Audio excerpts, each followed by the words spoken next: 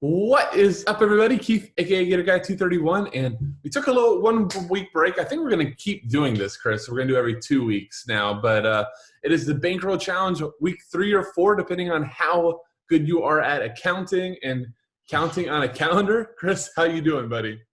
I'm doing well. It's taking a little break. I think, or giving that 2 weeks might just, I don't know, our goals can be a little bit maybe wider, or we can just have more time to kind of ride the wave. But I'm doing well this morning. It's always good to reflect on the results. So yeah, reflect on the 2 weeks. I'm giving an indication of mine in the back here. That's kind of how I felt about my 2 weeks. How about yourself? Pretty well, actually. It kind of like, I think the first 2 days after our last recording, I was down, $2,000 or something, but good thing we, stretched this out a week. It gave me a little time to rebound. So, it's going pretty well. Cool. Well, let's jump into that. So I'm going to kick it off with you since you had a little more success than me. Let's talk about result. But before we do result, I want to hear your first off, your big win. What was your success of the 2 weeks, and what was your biggest drawback?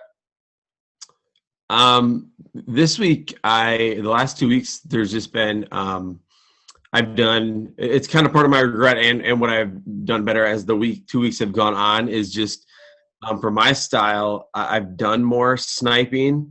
Probably in the last month, I've been just content with just posting head-to-heads like the 530, the 215, the 109. But there's just some users that have been posting a lot of high stakes action that aren't regulars that I could easily miss out on if I'm not checking the lobby, which a lot of times I haven't been checking the lobby lately until later this week, and it's been actually really profitable because I am not used to them posting. So, Rototracker is a great tool to use to go into those specific opponents that you're playing, to want to play them again because they are an opponent that you have a high success rate in. So I think with my style, that is really important. So I'm going to continue to try to get back to what I used to do in checking the lobby if I have time before lock. I like it. And great illusion that I completely forgot to say. This episode is partnered with Rototracker. You're going to be seeing their screens coming up soon. There'll be a link in the details. Rototracker.com is the single best tracking software out there, tracking site, software, whatever we want to call it, for your DFS results. Both FanDuel, DraftKings, I believe Yahoo's on there too. So anywhere that you're playing, there are so many ways to track. We're only going to be doing a tip of the iceberg in terms of how to get in your results. You could rabbit hole this thing for hours if you would like. I've seen some of our members say, Keith, you have my results on Tuesday are better than Thursday. Should I take Thursday off? Don't know. I don't know that you can get into.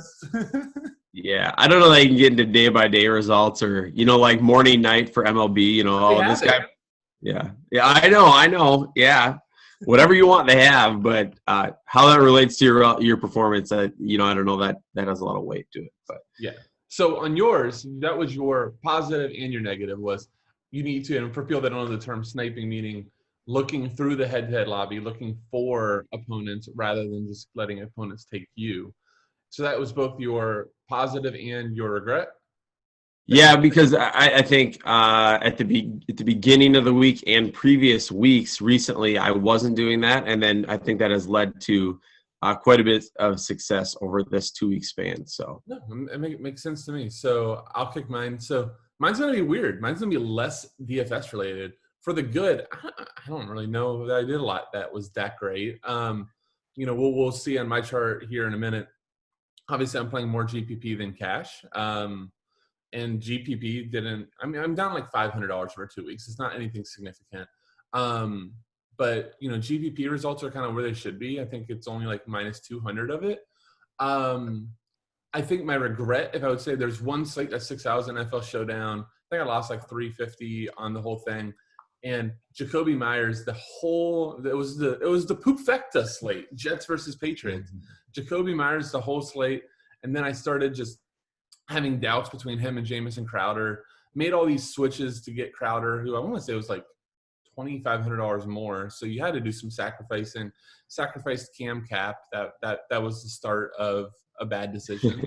So that one sticks out because, you know, if you look at like a $500 loss and $350 on one slate alone, you know, just flip that around and that maybe is actually a profitable 2 weeks. So I would say just not. I'm going to do 2 regrets then. Not trusting kind of the instinct and the research. So, you know, at the very end, you know, wavering on what the research and what you've kind of felt the whole day. Secondly, and this is the weird one, Chris, so strap in. I actually think it's like life habits. So during my really good run and when I'm just like going well, I'm actually getting up at 5 a.m., getting like my workout, getting a run in, getting some meditation time in. And some of that's even just thinking about like the upcoming day, not only like my real job, but also just kind of DFS and planning those things out and visualizing the day.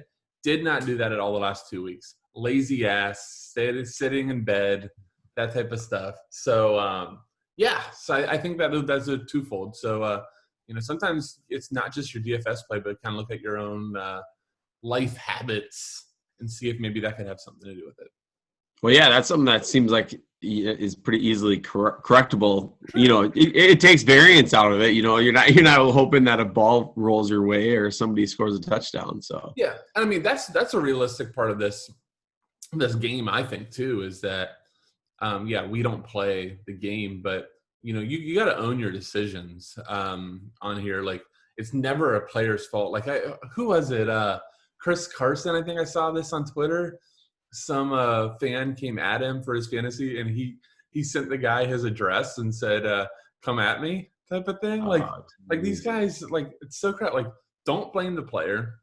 So often you can actually look back into your research and maybe see why a player didn't succeed. Like injuries are injuries. Like you can't be thinking about those. But you know, if a player had a really bad performance, like don't blame him. Look back at the data and figure out if you could have projected that bad performance or gone out of that type of thing, you know. So it's my absolutely thought.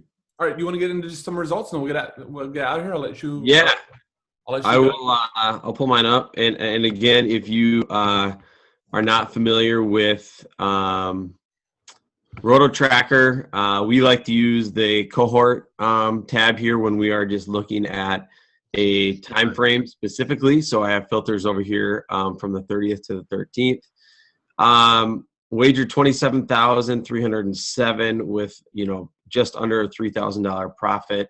You know, probably 2 to 3 grand of that wagered is also auto matches. So take that into account. But yeah, overall pretty good, 10% ROI. Sport specific. Mm-hmm. Again, it's likely soccer probably leading the way. Look at that terrible college football coach. We need to get him fired. Yeah, that was only one 500. That was only one of those. I have gotten back into CS:GO a little bit more lately. Had one running this morning, a bigger contest. Nice. Euro League, I kind of doubled down on a day. But yeah, overall, soccer, as you can tell, and soccer for me seems like the easiest spot to get high volume against, lower quality players. So we're in NFL, and I know that's kind of a struggle for, you know, some of our people that have tried to apply some of my strategies, that it doesn't always work in the heavy lobbies like the NFL Classics and even NFL Showdown. I've been just having to try to snipe on people that I don't think are posting 530s, 215s, or they only post in one price level, and then I think that's a better shot than finding somebody that's posted all the way up and down. So let me give you a thought on that, and you know, maybe if other people out there, you can try this too. So something that I need to get back to that was profitable probably a year ago and I stopped, but you can go through some of the higher dollar head-to-heads. Not head-to-heads, double ups. Look for, you know, your less experienced badges and like $50 single entry, $100 single entry. There's you know, contests of like 90 plus in there. You can actually add them as a friend on DK, and then you can invite them to a private contest. And then that way, you know, if you kind of just have your friend list as either your actual buddies that aren't going to take your $530 head-to-head, and then just, some people that you think you maybe have an edge on, that could be an option to get some more action in, like you said, because you can only block 10 players, so you can't block the entire NFL lobby. Right. Yeah, no, that's a good call. I used to do that a lot, and then if I didn't get action, then sometimes I would just be like, whatever. But it is tough to build and put in research and then just all of a sudden get nothing. So yeah, I mean, Chris does all of our NFL showdowns, so I see, on Sundays the 9 showdowns get posted. So to not get, that means you're building 9 lineups to make sure that the cores work, and then, not to get action sucks. All right, so let me pull up the poop facta. Let's see if I can get there. So I did 2 because I had to make myself feel better. Okay, there's the time frame. So here is the 30th to the 12th. We can see. I should have said this in my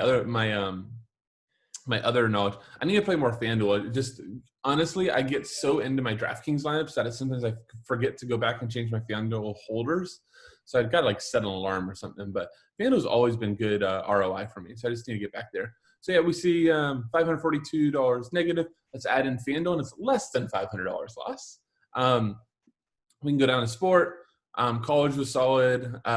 Actually had multiple, some tough injury luck this week, or it would have even been better. But NFL, like I told you, there was a $350 showdown slate. We take that out, and hey, the week is going okay.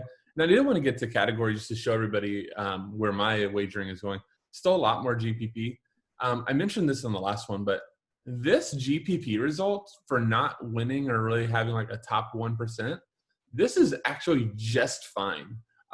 If you're a GPP player and you expect to have a 2-week period that you don't hit a big score, you don't hit a top 1%, you don't hit a top 3, or some outlier result, you should expect a little bit of red. So I'm completely fine losing $180 of close to 3,000 wagered without a big win. That's to me, that's a good result. Finally, I just wanted to do this. I know I didn't tell you, but I had to do this for myself, Chris, to make myself feel good. Since the inception of the challenge, still up almost $4,200. So I had to remind myself that, hey, it's not going too awful. Yeah, that absolutely. See, there's nothing wrong with that. Enforcement. Yeah. All right, we'll end on this. Goals for the next time we meet. I'll let you kick off. If we're gonna go 2 weeks, I'm gonna continue to I'm gonna push a $2,000 goal. I think again with the minimal sports, but enough soccer and NFL showdowns, and now me dabbing back in esports. I think we can get enough volume to get there, and college football too. I just need to be better at, like I said, sniping and or changing my block list. And that college will obviously keep getting bigger. I think the hardest part for me for college, and I do all the college content, is I think showdowns are rough in college. There's so often, you have the couple players that really hog all the usage, all the targets, that type of thing. The site prices them up. Last night was good. They had a running back priced at $1,800 or $2,000, which made it doable. But so often there's some of these college sites that are just borderline tough to play. You're just hoping a guy gets 2 catches. I'm talking just showdown. Classics, you can always find value. All right. My goal, I'm going to throw another curveball. I'm actually not going to go for a win amount. I want to have my wagered amount in the next 2 weeks be 10,000. So that's really just going to push me, because here's the thing. I know over a 4-year sample, I know what my ROIs are. I know what the expected outcomes are when I'm playing solidly. So if I scale up to 10,000 in risk amounts, splitting, 50-50 type of cash and GPP, I think I should have a good result. Awesome. Love it. Anything to end on, Chris? No, just continue to, like we both have mentioned, our styles are different, but you can use hopefully this bankroll challenge to kind of adapt what works for you and kind of the strategies and things that we're talking through. And I just think it's always good to reflect on your process and check and look at your results. That's why your Rototracker is so great. I think you know, when somebody comes to me and be like, oh, how are you becoming successful? I said, well, the first thing you need to do is track your results. If you don't know where you're ending every week or how much you're wagering, you know, that it's really hard to keep track and become a successful DFS player. Yeah, and you know, maybe very much just going somebody. I think one of the most common ones is, man, I'm so good at NFL, and then you go to NFL over a year or your lifetime, and you go, wow, I'm getting smoked in NFL, because I think everybody thinks they're great at NFL, because everybody knows about it. But actually look into your results and make sure that you indeed are good at NFL. So I think that's the perfect advice. We're going to end there. Make sure you guys check out Rototracker. You can get a free account set up there. Again, there'll be a link in the details. You get a few FSI bucks too if you sign up using our link. Otherwise, good luck the next 2 weeks. We're out. See you. Yeah.